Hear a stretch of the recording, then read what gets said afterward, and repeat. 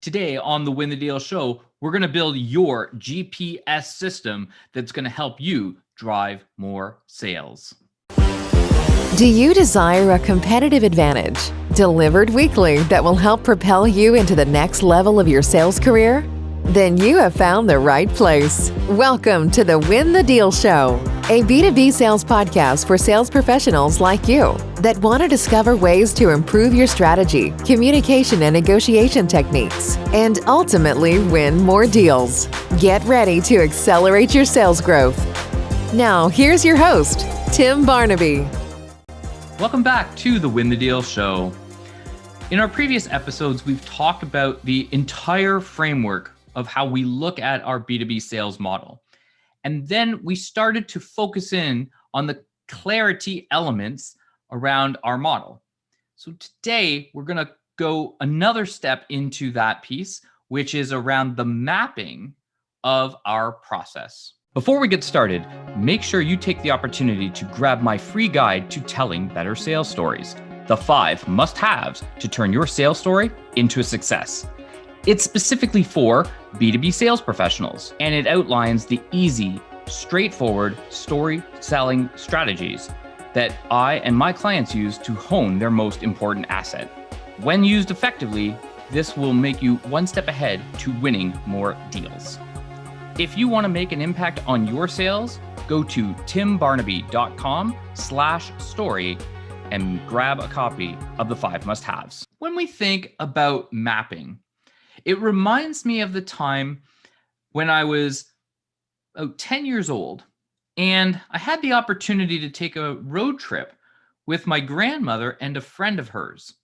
We were going to go from where we are here in Toronto to the greatest place on earth, the greatest show place ever, Memphis, Tennessee, to visit Graceland. I was a big Elvis fan, as was my grandmother, and she was one of the people who would go to Graceland every year in August to commemorate the anniversary of his passing.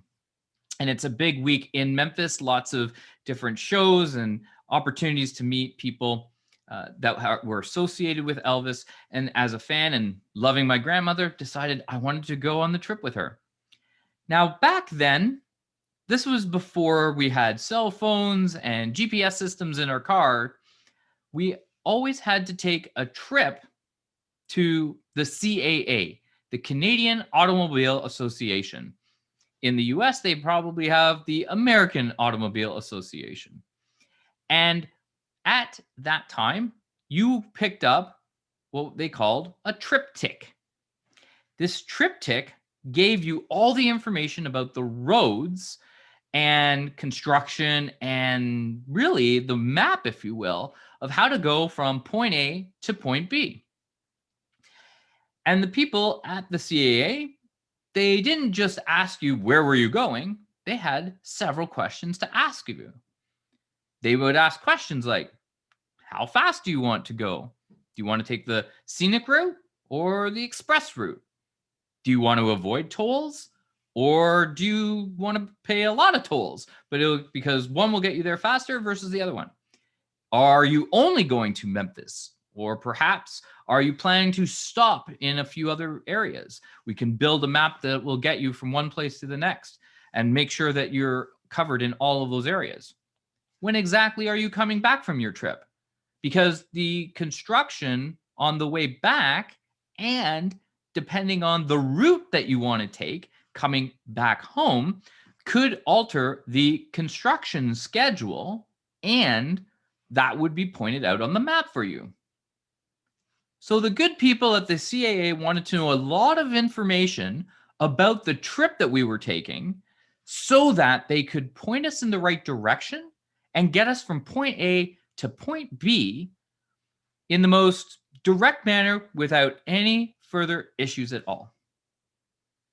It makes sense, does it not? That they wanted to know more than about the destination that we were trying to get to, but they wanted to know a whole lot of other elements around what it was about our trip that we wanted to take so that they could build the map the way we needed it to be built and ultimately get us from point A to point B safely with all the information that we need to be able to get there. Let me show you how this looks on the big board. So imagine that we are here in Toronto at point A, and Memphis is over here in point B.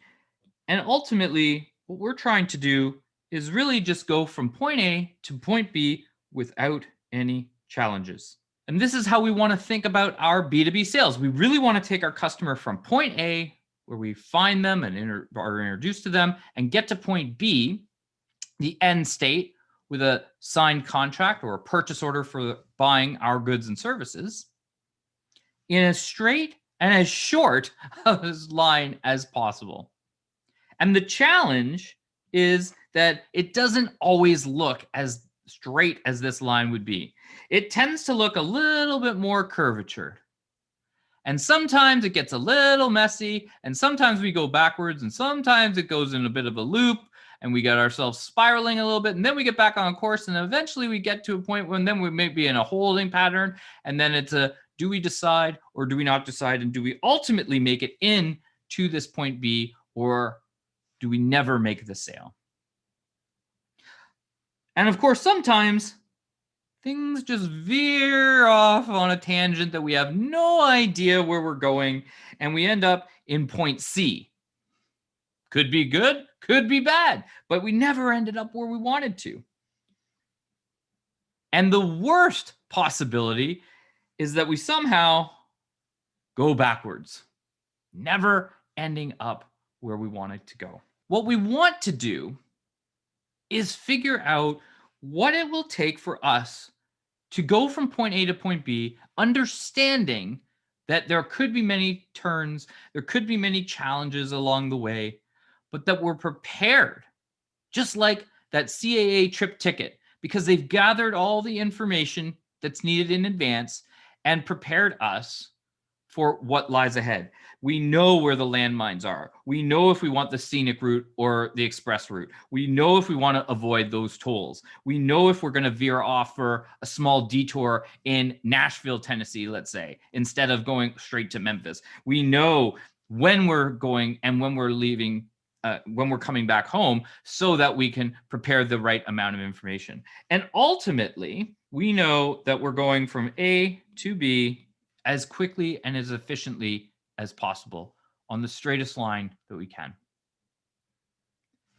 Let's talk about this as it relates to our model. What we want to focus on is how we get the map to the deal. And there are three challenges that we have as sales professionals in terms of putting our map in place.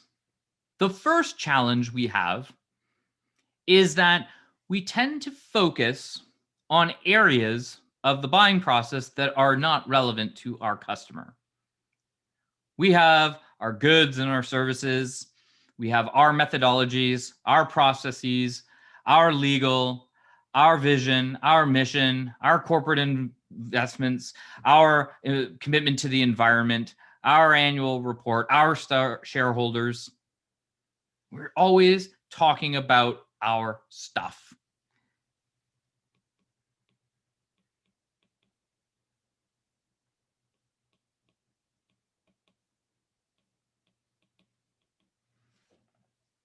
And all of these elements that are important and should be communicated are not relevant to our potential customer. They may become relevant at some point, and we need to have it. We need to be good at speaking to it. But mapping out to the end process of getting a signed contract or a purchase order, it doesn't matter. We need to focus on something other than our stuff, what really makes a difference in getting our customer to want to buy. So we're focused on our stuff, and we need to think differently if we want to move our sales forward.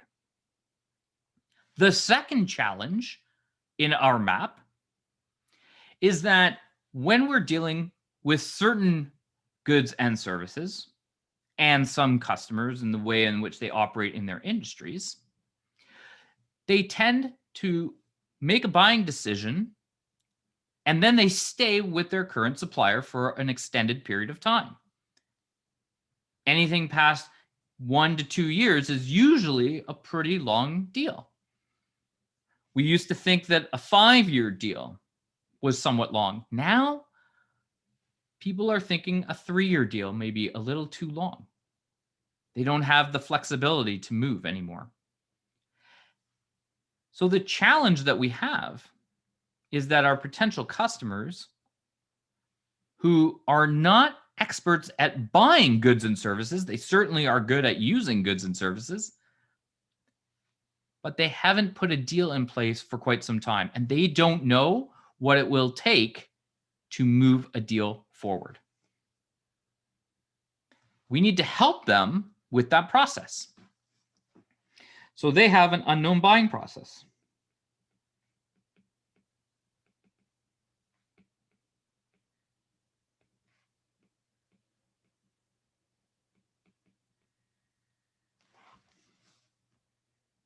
As a procurement professional, I can tell you that there were so many deals that came through.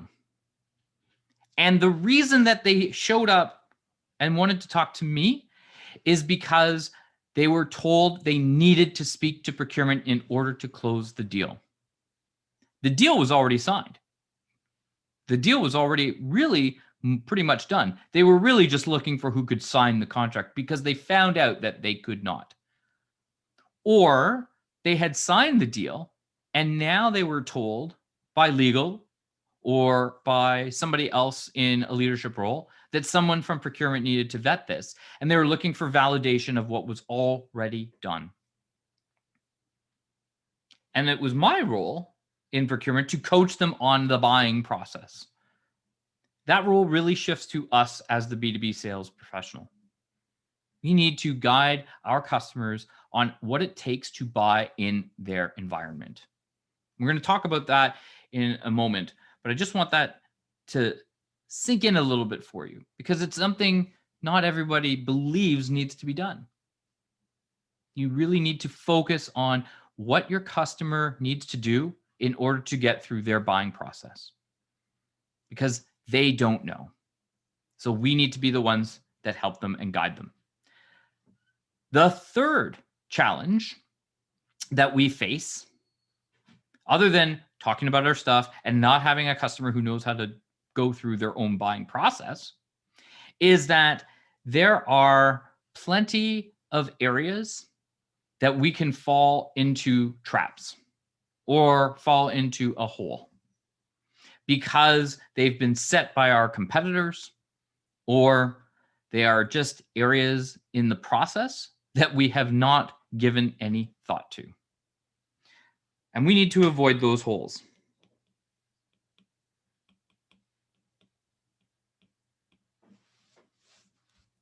We need to avoid the holes and the traps that are in place that are going to prevent us from getting our deal done. And we can only do that when we anticipate them.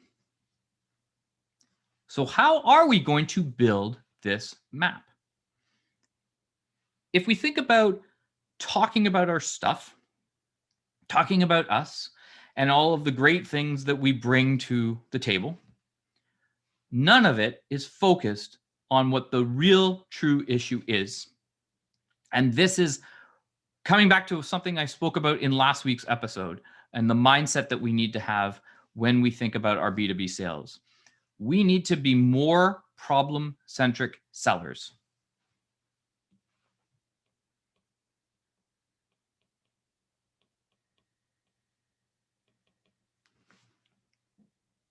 We need to think in terms of what business problem does our product and service solve for our customer.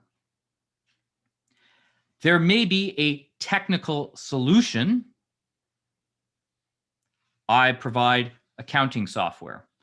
I provide records management and record retention services. I provide office supplies. But there is a real business problem that is associated with those goods and services. Accurate record keeping from easy to use software will make producing your annual reports and quarterly filings easier, simpler, and more efficient to bring more confidence to your potential stakeholders and investors.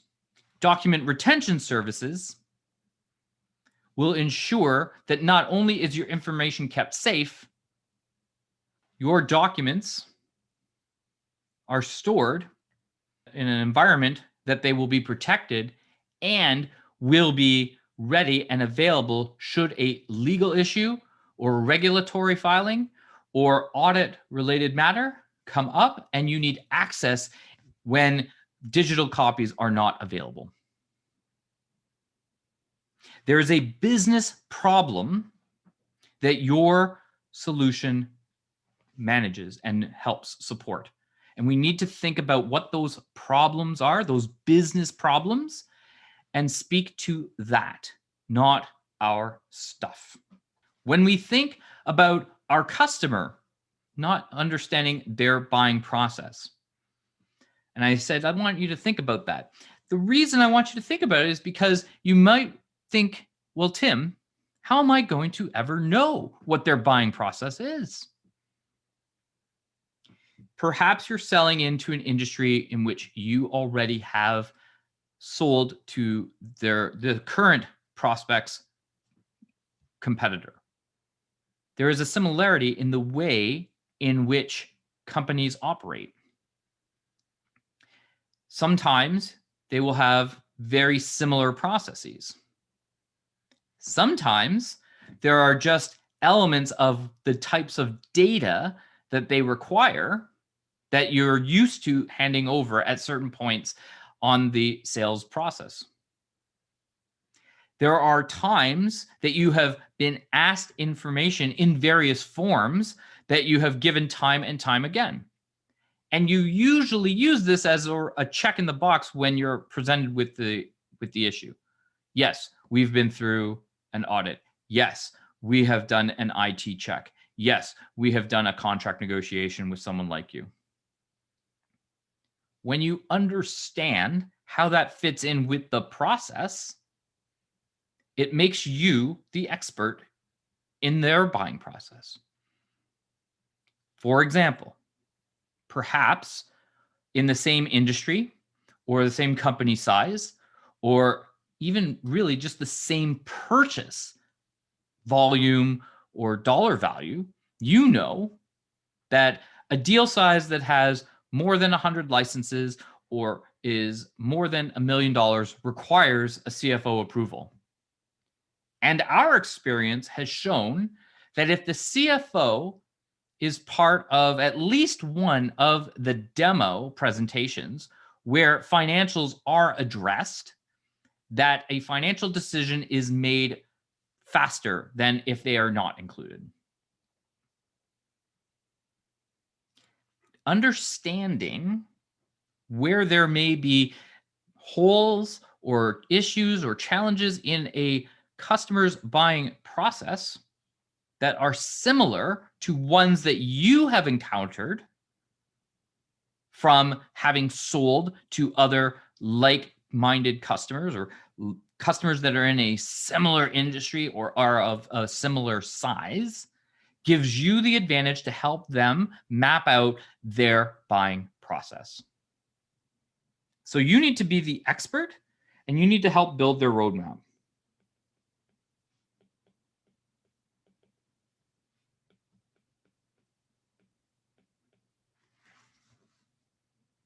When you help build the customer's roadmap, not only are you helping to solve the business problem, which ultimately is what your product or service delivers, but you help build the roadmap for them in terms of now that they understand that they have a problem and you have a potential solution to fix that problem.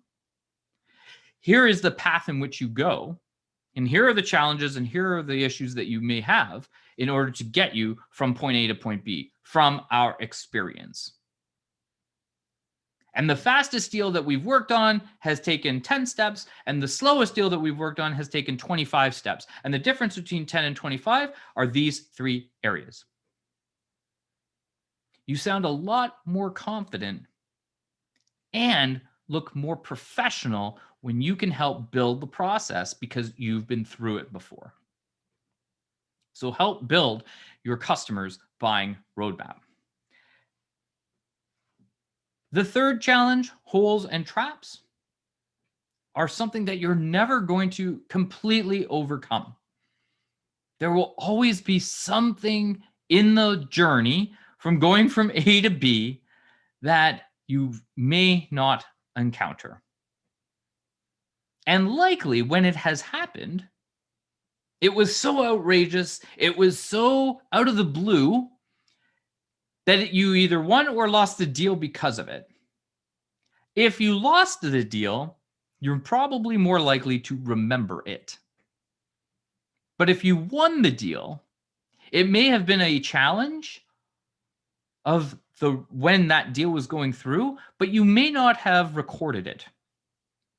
And you may not have recalled the situation in the exact way that it happened because in the moment you were in the heat of battle and you were just trying to figure things out and get things across the finish line. But there are holes and traps in a buyer's process that we're trying to overcome using our sales process that we need to be ready for. And there is a ton of data in your mind, as well as your colleagues' minds and your company history's minds. Anybody who's ever been part of the sales process at your company has gone through pains and frustrations and challenges with selling to customers. There are challenges for people who are selling the exact same service as you are, but yet they sit 2 desks down and you don't necessarily converse with them as much because they're in a different industry. And yet they're facing similar holes and traps as you. So let's digest that. Let's analyze what we have and let's start to build a plan around what will happen if this hole or trap shows up. We have the knowledge. We have the ability to solve for it. Now let's prepare for it. Just like my example with the CAA triptych. They needed to know exactly when we were going to leave and exactly when we were going to come back, because one of the things that they wanted to mark off on the map itself was where there was planned construction so that we could either be detoured around it or at least be prepared for it. So we want to put those holes and traps on our map and prepare for it so that we're ready when it hits us. So this is really about capturing and analyzing data.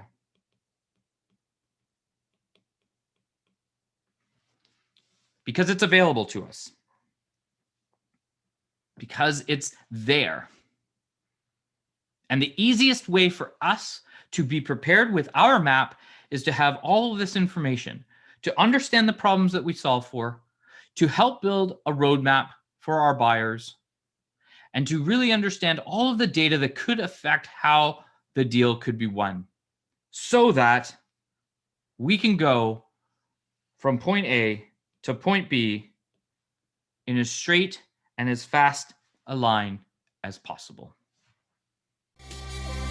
Leaders are readers. Want to become the next leader for your team?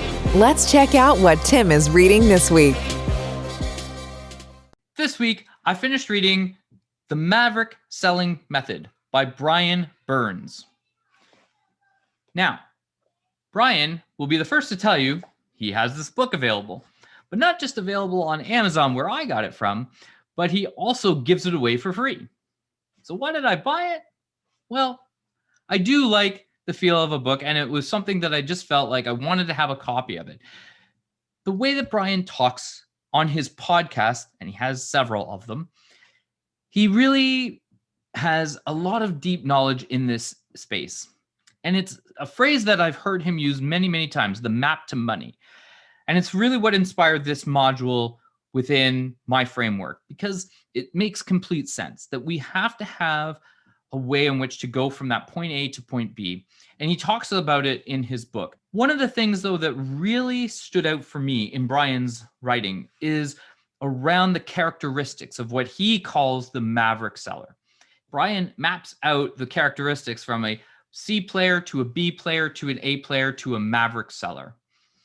And what I love about that element of the book is that it really gives you a sense of, am I a B player or a C player, not in an overall perspective, but in certain elements of what you need to be a good salesperson. So you may be very good at listening and probing with questions, but you may not be very good about mapping out a process, or you may not be very good with building rapport with certain people at a certain level. And there are descriptions that Brian provides in his analysis around what it takes to go from being a C player to a Maverick seller. Now, it's not a roadmap in a sense of do these 3 tactics and you will become Maverick seller, but it is a learned skill. What I really love about Brian's thoughts on the charting of these different players and ultimately being a Maverick seller is the fact that you will know where you stand with regards to the different elements in which he goes over. And it's not so much to determine whether you are one particular type of seller or not, because you may be all A's or all B's, but the likelihood is that you have a little bit of A, B, and C, and potentially Maverick seller capabilities within you. And perhaps you even have some of those capabilities already established. And there's always something that we can do to work on ourselves to become better at selling. So for me, it's that roadmap of understanding what are the pieces of being a professional salesperson that I need to adapt, and where do I sit on the pendulum? Am I a C player or am I Maverick? Am I working towards getting to a B player? If I'm in a C level, can I get to being a B? Do I have more C type descriptions than I do Bs? That might be a challenge. That might be my first challenge ultimately. If I have all Cs, I might be questioning whether I'm even in the right profession or not. But even if they're all C's, there's something I can work on now to start moving my way towards a B level game. And the more that I work on moving from point A to point B of the direction in which I want to go, I don't want to be a C player when it comes to diagnosing through questioning. I want to be a Maverick seller. And I know what I need to do to take myself from being a C player to an A player, or a C player to a B player. I know that I need to, with the guidance that Brian gives of what it will take to move the needle for that particular characteristic. What I would suggest, in addition to getting the book, is to follow Brian Burns. You can find him on LinkedIn. He also has several podcasts, The Brutal Truth About Sales and Selling, and Sales Questions, Brutally Honest Answers. These are 2 of my favorite podcasts. They come out regularly. The Sales Questions comes out every day. And some I've heard over and over again, but it's a great constant reminder of what we should be thinking about. And he's also interviewing sales professionals with his Brutal Truth About Sales and Selling podcast. It is interviews with sales professionals who are leading in their industries and who have made it to the top, almost to the Maverick level of selling, as Brian would describe it. So you can learn from the masters who are already really good at this. If you get the opportunity, check out Brian's book. Definitely subscribe to his podcast. You won't regret the investment. Now that we have tackled the first 2 elements of the clarity piece of the framework, the mindset and the mapping, we're going to dive into the discovery, and how I refer to it as Bantless discovery. Now, this is a really big topic, and it's probably going to take a couple of podcast episodes, but I assure you it will be well worth it, because this is ultimately what's going to catapult us through the rest of the framework. If we get this wrong, if we get the discovery part wrong, we're likely not going to get to the end with a positive outcome, which is ultimately winning the deal. So make sure that you stay tuned over the next couple of weeks, because I'm going to have some great information to share with you about how we go through a really good discovery with our potential customers and what it's going to take for us to win more deals. Are you getting value out of today's episode and from all the episodes that I've put out already? Then I'd sure love it if you would consider subscribing to the podcast and telling a friend about what you've taken away. What are the things that are really resonating with you? And if you get an opportunity, I'd love to hear your feedback. So shoot me an email at tim@timbarnaby.com.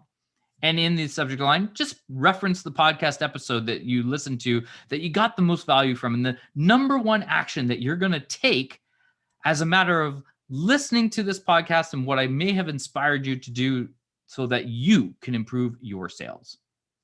And for those of you who would prefer the visual version, just go to YouTube and subscribe to my YouTube channel. You can find me through the Win the Deal show in the search. Thank you so much for joining me today. I hope you've gotten a lot of value out of the episode, and I look forward to sharing more with you real soon. So go out and take massive action and win the deal. Thank you for listening to the Win the Deal Show. What action will you take away and implement? We would love it if you would leave a rating and review in order to help others like you find this show. And remember to subscribe so that you will be the first to hear the latest episode. Check out all our episodes at winthedealshow.com. Thank you for listening. Now, go out, take massive action, and win the deal.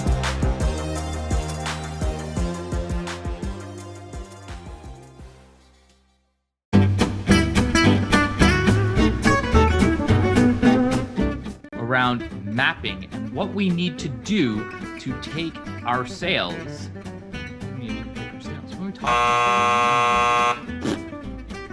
And we started looking at one of the key areas around clarity of what it is that we're buying.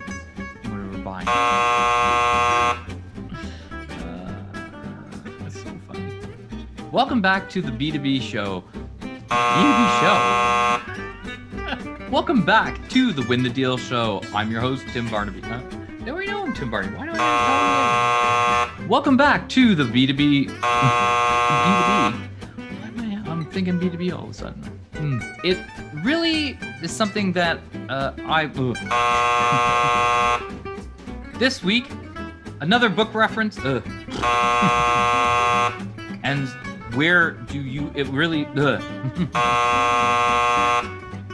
He has wonderful editions. One that comes out every day.